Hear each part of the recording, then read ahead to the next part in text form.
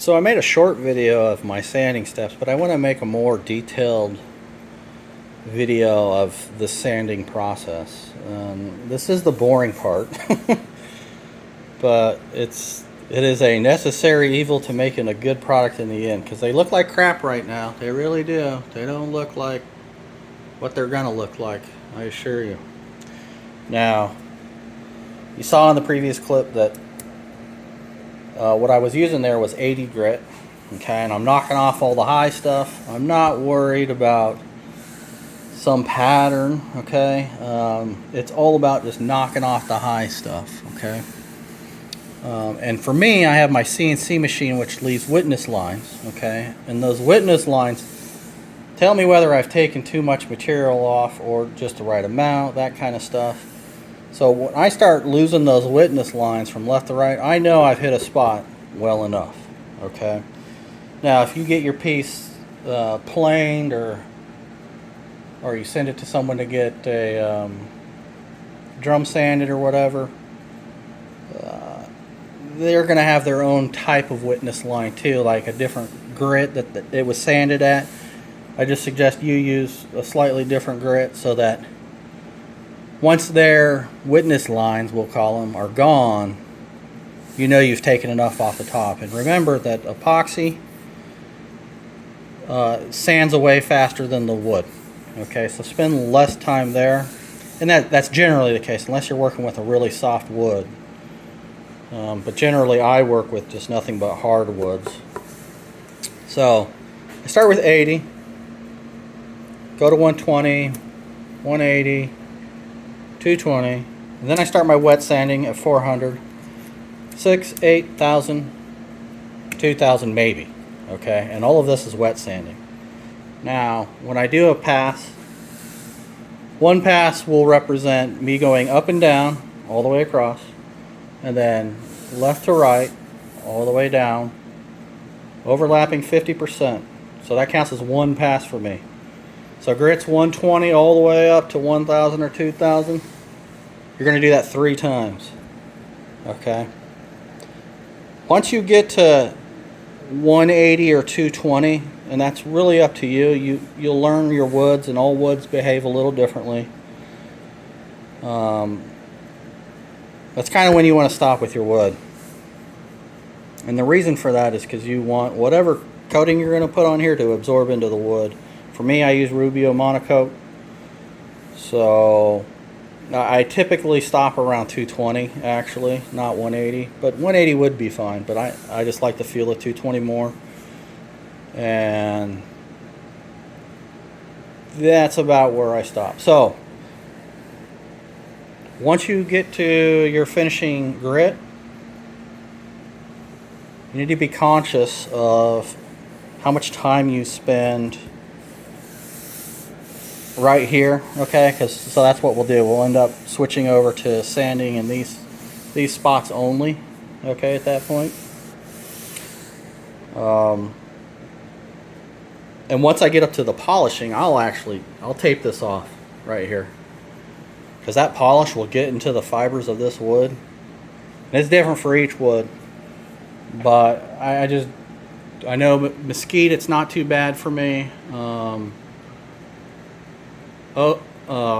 Walnut is terrible, because you'll get this white compound in this dark wood, and I can tell already for this acacia that when I do this, it will be taped off and just covered. You need to cover it, because you'll be slinging compound and crap everywhere. So anyway, I'll tape this up, seal this up with some plastic or something like that, and then I'll just spend my time polishing here. Okay, and the same goes for the sides. Okay, you'll tape all that stuff off, and it'll be a little bit of a chore here, and some of this might warrant hand sanding. You just might find that that's easier, and sometimes that's what I do, especially when I got these pretty edges like this. I do have a good sander for that, so maybe we can avoid that. So when we do get to our polishing and cutting compounds and whatnot, there's 3 that I use here. Okay, this is the main one that I use. This one is the most important to me. So once I'm to this 1000 grit, I am pretty good at using my sander by now and knowing what to look for. And I can get away with just taking it up to 1000. There's a lot of people take it quite a bit further than that, and I've done it too. I've taken it up to 10,000 grit on a lot of pieces. But then I found that was fairly unnecessary. It just means you have to spend a little bit more time using the cutting compound, that guy, and your wool pad here. Okay. Just chewing away at this. And you'll see those swirl marks. They'll pop up, and I find that, you know, upwards of 6 passes. So, you know, you'll do your left and right, up and down stuff with this, just like you did any of the other ones. And you'll wipe it off with a microfiber, take a nice fine look at it, and you'll see those swirl marks in there, or just streaks, or just things you do not want in there for creating a perfectly polished top. And so yeah, about upwards, let's say around 6 passes is pretty typical for me these days. Unless I did just like a phenomenal job with the epoxy and all these things. It turned out perfect. Sometimes I can get away with like 2 passes. But sometimes sometimes I skip this one altogether. Like, it's just not necessary if you spend enough time here. These two guys are virtually the same thing. However, they're not the same. This Wizard Shine Master, it's an auto polish, but man, I'll tell you what, that stuff's amazing. It smells good, and it's like butter on top. I mean, you tap a glass and it's just gonna slide. So if you're into that kind of thing, that stuff is awesome for that. And another couple of things too, I'll just show. And you can do this, you don't need amazing tools to do this. Just amazing tools help you do it faster.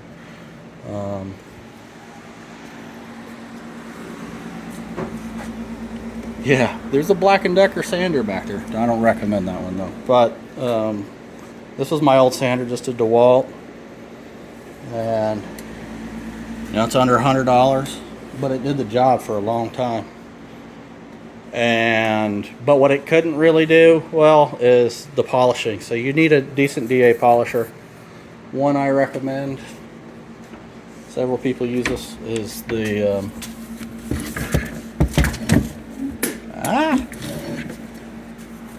is this DA polisher here. And this adapter,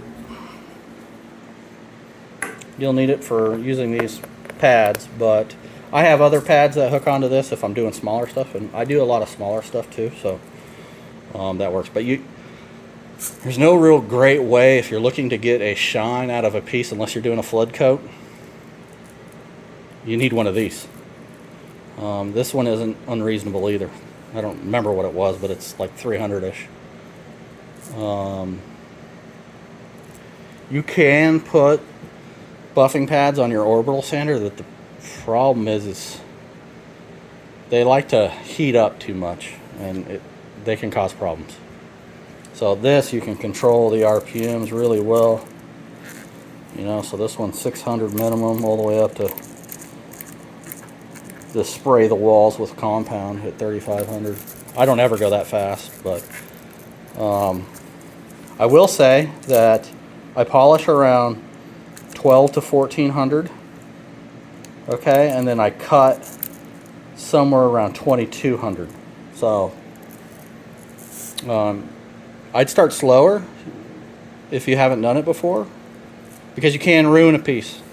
You can ruin a paint job with one of these too. So if you get it too hot, it's a problem.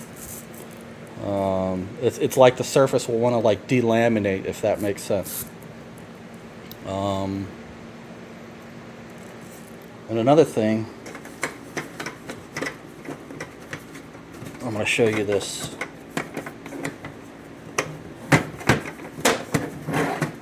different sander here. So this is my finishing sander. Right here, this guy. ETS 125 REQ. Works great. The thing I love the most about it is this guy. And you'll see this in a later video, but it attaches to that sander and it allows me to stay on this edge perfectly and not go up or down and keep it sharp. And we want to kind of, I like the look of keeping this sharp. It shows that